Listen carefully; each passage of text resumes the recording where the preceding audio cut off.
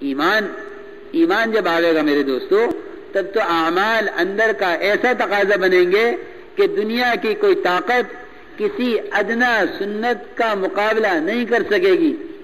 دنیا کی کوئی طاقت کسی ایمان والے کو ادنا سنت سے نہیں روک سکے گی.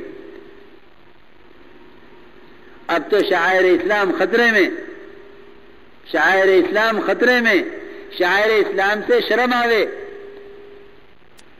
شاعر اسلام سے شرم آوے.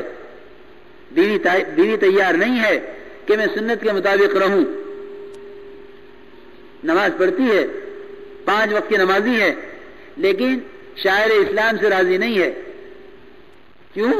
اس لیے کہ جب ایمان نہیں ہوتا تو دین اپنی سطح سے گرتے گرتے گرتے گرتے فرائض پر آ جاتا ہے. کیونکہ فرائض یہ صرف کفر اسلام کے درمیان ایک فرق ہے. اگر خدا نہ کرے نعوذ باللہ ایمان والوں میں نماز بھی نہ رہے تو پھر کفر اسلام کے درمیان اب کوئی باڑ، کوئی فرق باقی نہیں رہا. اب تو یہ کفر کے کنارے پر کھڑا ہوا ہے. اس سے مطمئن نہ ہو جائیں، اس سے مطمئن نہ ہو جائیں کہ نماز تو پڑھتے ہی ہیں. جس دن خدا نہ کرے نماز نہ ہوئی، اس دن کفر اسلام کے درمیان اب کوئی باڑ، کوئی دیوار، کوئی فرق کرنے والی چیز نہیں ہے.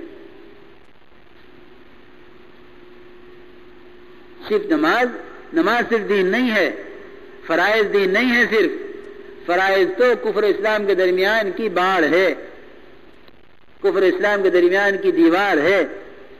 من اقامها فقد اقام الدین ومن ترکها فقد هدم الدین.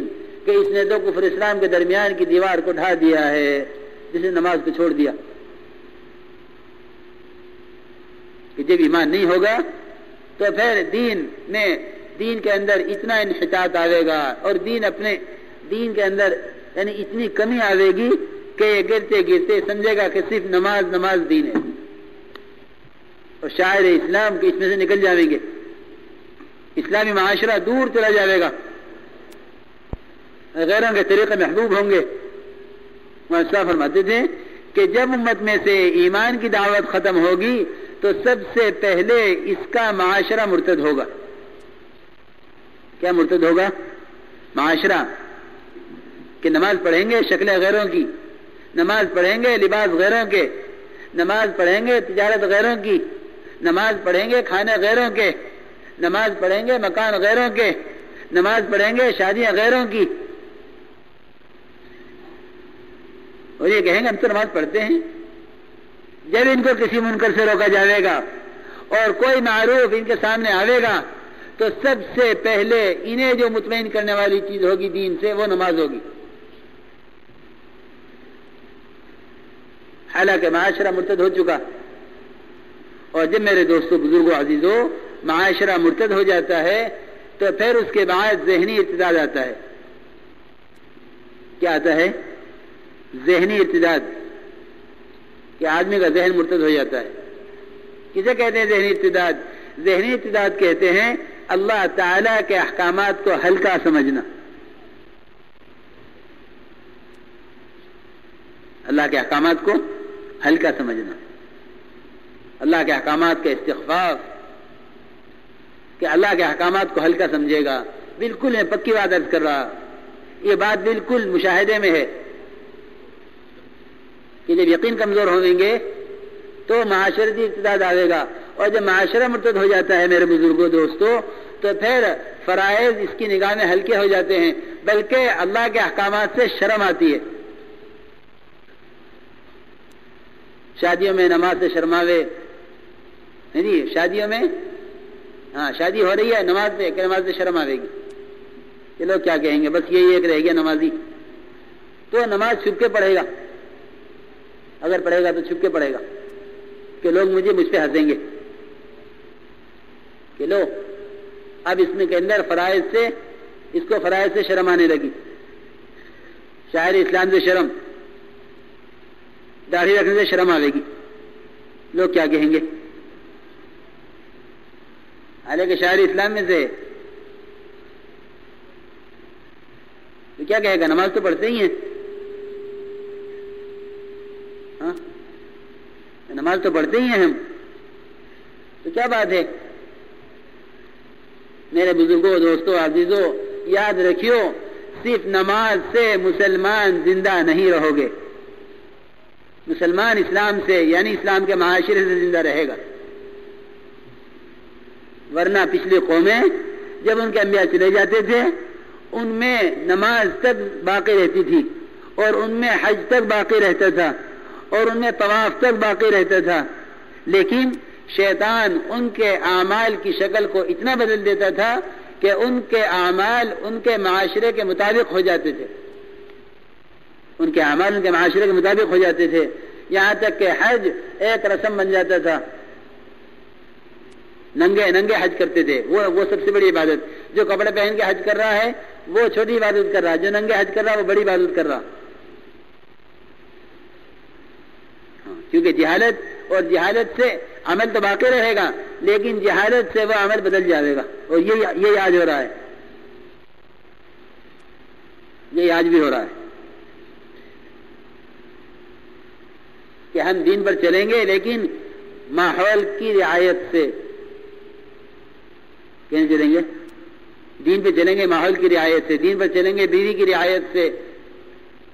بیٹا دین پہ چلے باپ کی رعایت کرے، کہ بیٹا دین پہ چلے باپ کی رعایت کرے گا. حرام ہے، حرام. دین پہ چلنے میں باپ کی رعایت حرام ہے، اور دین پر چلنے میں شوہر کا بیوی کی رعایت کرنا حرام ہے. تو اس نے پورا دین نام رکھا نماز کا، پورا دین نام رکھا نماز کا، حالانکہ یہ آخری چیز رہ گئی ہے اس کے پاس. اس کے بعد کچھ نہیں ہے. من استخف او جحد فقد کفر، کہ جس نے نماز کو ہلکا سمجھا اور نماز کا انکار کیا اس نے کفر کیا. اس نے کفر کیا سیدھا، کہ ایسے راستے پر پڑا ہے یہ کہ اس کا کفر پر پہنچنا یقینی ہے. کہ نماز کا انکار اور اس کو ہلکا سمجھنا یہ کفر پر پہنچا دے گا. کہ اب کوئی آڑ نہیں رہی جیسے کفر سے بچاوے. اسی میرے بزرگوں دوستو، جب دعوت امت میں سے نکل جاوے گی تو سب سے پہلے اس کا معاشرہ مرتد ہوگا. سنتیں تو بہت دور کی بات ہے. سنتیں تو بہت دور کی بات ہے، اور سنت کو یہ کہہ کے چھوڑے گا کہ یہ سنت ہی تو ہے، فرض تو نہیں ہے. سنت ہی تو ہے. کھانے کی سنت، پینے کی سنت کی کیا بات ہے؟ سنت ہی تو ہے. سارا اسلامی معاشرہ وہ حضور اکرم صلی اللہ علیہ وسلم کی سنتیں ہیں.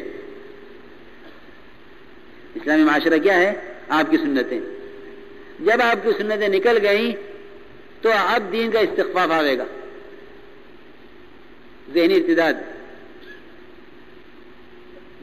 آئے گا، یعنی وہ نماز کو ہلکا سمجھے گا اور نماز پڑھنے سے اس کو شرم آئے گی. آپ کے مطابق شکل، آپ کے مطابق اس کا حلیہ، آپ کے مطابق اس کا لباس، آپ کے مطابق اس کا گھر، آپ کے مطابق اس کی شادیاں، اس کی تجارتیں، یہ سب اس کے لیے مشکل ہو جائیں گی. کیونکہ جب یقین نہیں ہوگا تو پھر یہ ماحول کے اعتبار سے چلے گا، حالات کے اعتبار سے چلے گا، اور ہر زمانے کا دین اس زمانے کے اعتبار سے ہو جائے گا. ہر زمانے کا دین کہیں کے اعتبار سے، اس زمانے کے اعتبار سے، کہ بھئی جو اس وقت جیسے حالات ہیں اس طرح دین پہ چلو. تو پھر بھی ناکامی آئے گی اور حالات آئیں گے، پریشانی آئیں گی. کیونکہ ایک تو میرے دوستو، ایک تو پریشانی آتی ہے بے دینی کی وجہ سے، ایک پریشانی آتی ہے ناقص دین کی وجہ سے. ہمارا دین ناقص ہے، اس لیے پریشانی آئیں گی. باوجود نماز کے حالات آئیں گے. یہ نماز پڑھتے ہیں، حالات آ رہے ہیں. کیونکہ یہ چاہے گا کہ میں جتنے دین پہ چاہوں چلوں، لیکن اللہ کی طرف سے کامیابی پوری آوے. تو پھر یہ شکایت کرے گا کہ جی لو میں تو نماز پڑھتا ہوں اور پھر بھی حالات آ گئے. میں نماز پڑھتا ہوں پھر بھی حالات ہیں. اپنے حالات کو اپنے اعمال سے ہر وقت جوڑتے رہو، تو پھر یہ حالات ہمارے اندر سے چن چن کر ان اعمال کو نکال دیں گے جن کی وجہ سے حالات آ رہے ہیں.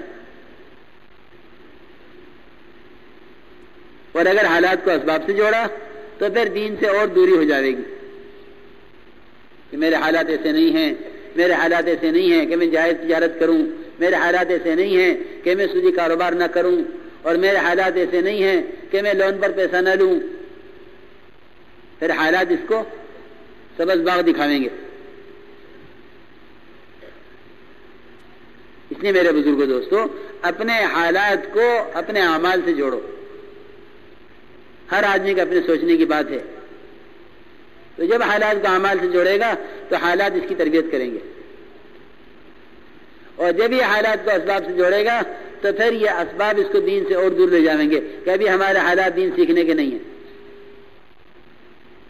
تو پہلے اسباب بنائیں گے، پھر اسباب کے ملنے پر دین، کہ نہیں اسباب سے دین نہیں آتا، اسباب سے دین نہیں آتا، بلکہ دین سے اسباب آتے ہیں. دین سے اسباب آتے ہیں، اسباب سے دین نہیں آتا کہ پہلے ہم اپنے اسباب بنا لیں پھر دین سیکھیں گے. صحابہ کرام اس پر نہیں تھے کہ پہلے اسباب بنانے پھر دین، بلکہ وہ بغیر اسباب کے فاقے میں دین سیکھتے تھے. تو اللہ نے ان کو اسباب دیے. پھر وہ صحابی جو دو وقت فاقے سے رہتے تھے، وہ صحابی 40 ہزار درہم اپنے مال کی زکات نکالتے تھے کہ اللہ نے اسباب دیے ہیں، یہ مٹی کو ہاتھ لگاویں سونا بنے اور ان کی تجارت ملکوں میں پھیل جاویں. عبد الرحمن بن عوف جیسے. اور وہ قومیں جنہوں نے اپنے نبی سے یوں کہا کہ پہلے اسباب بناؤ پھر ہم دین سیکھیں گے. اللہ تعالی نے یہ فرمایا ہے کہ اگر اسباب ملنے کے بعد تم پورے دین پر چل کر نہ دیے تو ہم ایسا عذاب ڈالیں گے کہ وہ عذاب دردناک عذاب ہوگا. انزل علینا مائدۃ من السماء تکون لنا عیدا لاولنا وآخرنا وآیۃ منک وارزقنا وانت خیر الرازقین قال اللہ انی منزلها علیکم فمن یکفر بعد منکم فإنی أعذبه عذابا لا أعذبه أحدا من العالمین.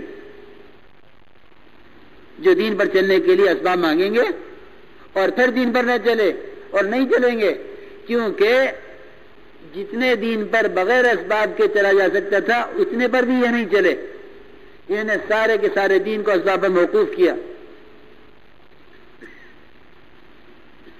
میرے دوستو بزرگوں، دکان سے نماز کا کوئی تعلق نہیں، مال سے نماز کا کوئی تعلق نہیں. نماز کے لیے کسی سبب کی ضرورت نہیں ہے.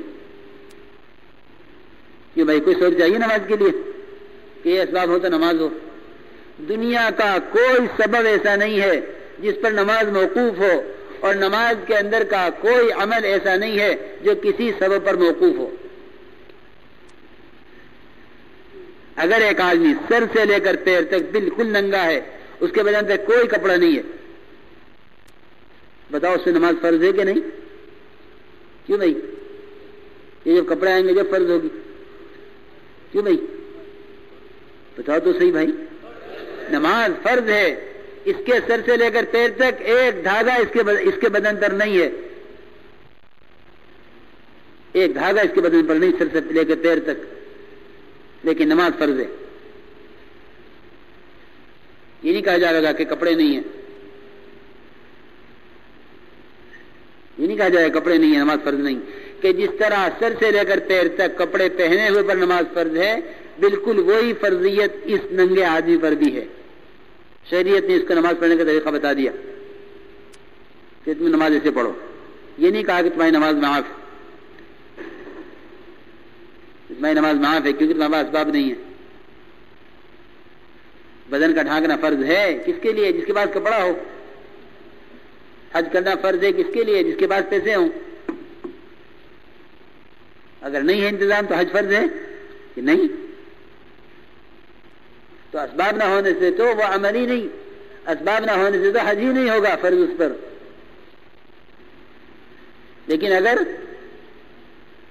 اگر اس کے پاس کپڑے نہیں ہیں، نماز اس پر فرض ہے کیونکہ یہ بدنی عبادت ہے، جسمانی عبادت ہے. تو یہ نہیں میرے دوستو کہ پہلے اسباب ہوں گے پھر دین ہوگا. جو یوں کہیں گے نبی سے کہ پہلے